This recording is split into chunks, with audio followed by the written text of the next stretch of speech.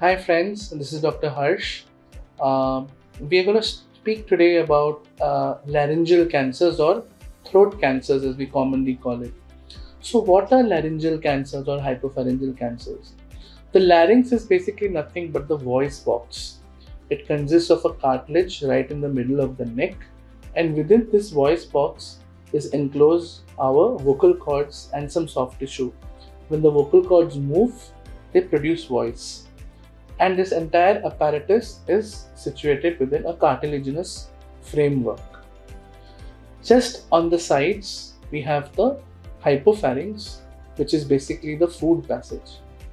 So, the passage for air, that is the voice box, it's actually the upper part of the trachea that connects down to the lungs. That and the pharynx, which is the upper part of the food pipe, these are very closely situated and they have a lot of common anatomical boundaries, which is why we commonly term this area as laryngopharynx. Now, unfortunately, because of smoking or tobacco and other habits, laryngeal cancers of this region are quite commonly seen. So, what are the symptoms? If it is a tumor involving the larynx per se, the larynx again can be divided into three parts: the supraglottis, glottis, and subglottis. So, commonly, if it is a tumor which involves the vocal cords, the glottis, the first symptom that a patient will have is a change in voice. The voice will not be as normal as before. There might be a slight change which gradually will increase over a period of time, and then it will become evident to the family members, and all the people at work will start saying that your voice is husky or your voice quality has changed. The person will not be able to talk loudly in a louder voice. So all these changes will happen.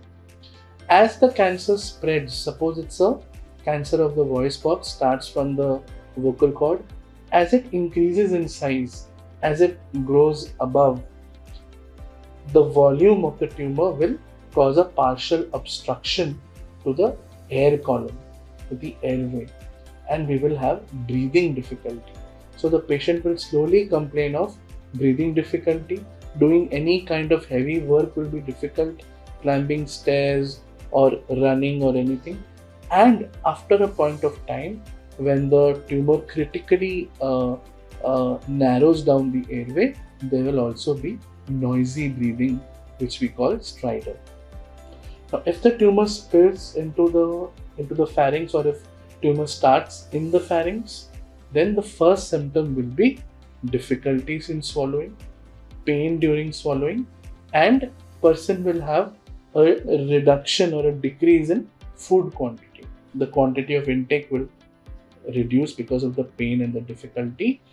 And once the vocal cords are also involved and they are not able to move well, whatever food we take will get aspirated into the larynx and there will be a cough.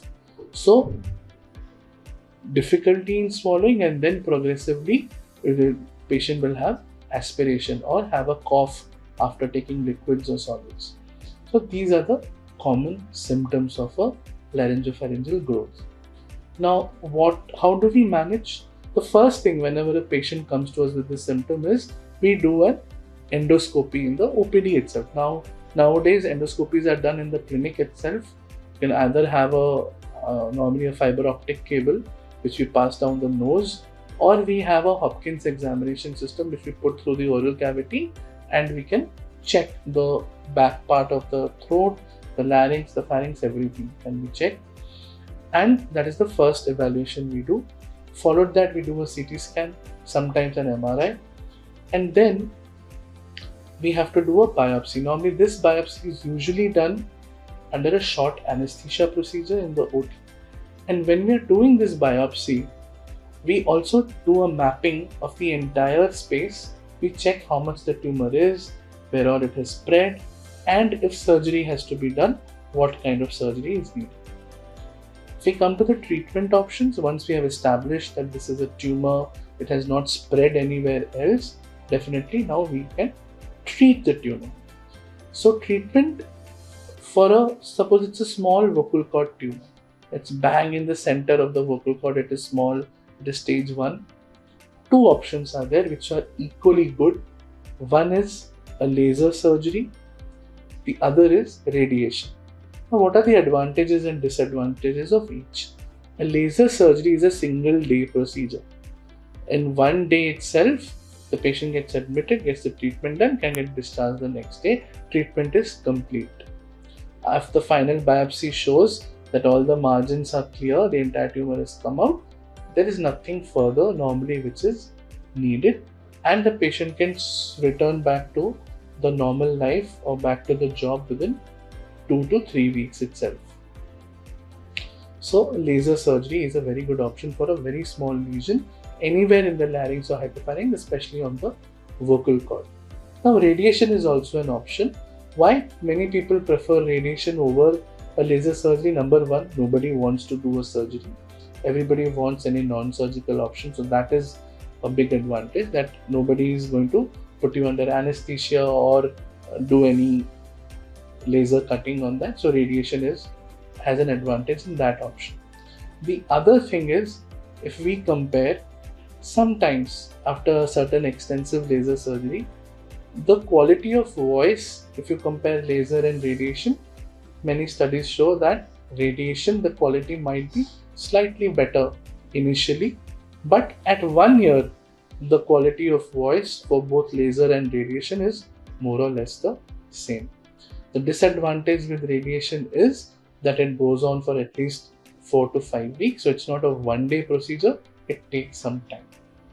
Now, if the growth is a bit more advanced, but still has not involved the cartilage, and the patient is able to swallow well, there is no significant breathing difficulty, then the treatment normally is radiation along with chemotherapy. Once the cancer becomes stage 4 and the cartilage is involved, or the tumor has come outside the voice box, then radiation does not work. At that point of time, we have to operate, we have to remove majority of the voice box or the entire voice box. That is called a laryngectomy. But it does not mean that just because we are doing a laryngectomy, the person cannot eat or swallow or speak. We use something called as a tracheoesophageal prosthesis or a valve, which is fitted after the surgery is done, and with that the patient can speak, and majority of the times the patient can swallow well. Very rarely, if the cancer is very advanced, then along with surgery we have to do some plastic surgery also to reconstruct the food pipe. So overall, laryngeal cancers can be detected early because you will have change in voice, you will have difficulty in eating food. So if you have any such symptom, you must see your nearest ENT surgeon, your nearest head neck surgeon. And if it's diagnosed early, the survival outcomes are excellent, above 80%. For a small vocal cord tumor, a laser or radiation, both are equal. Of course, if it is more advanced, then we have to do chemotherapy along with radiation. And if it's stage 4, then we have to do surgery. But that does not mean that patient cannot speak after a laryngectomy. We have various techniques of making the patient speak. Most commonly, we do a valve placement, which helps the patient in talking. So if you have anybody in your family, unfortunately, in and around you is suffering from laryngeal cancer, give them hope. Ask them to seek help from the nearest cancer center, the nearest head neck surgeon or the head neck team, wherever available, and I'm sure the patient will become better. Thank you.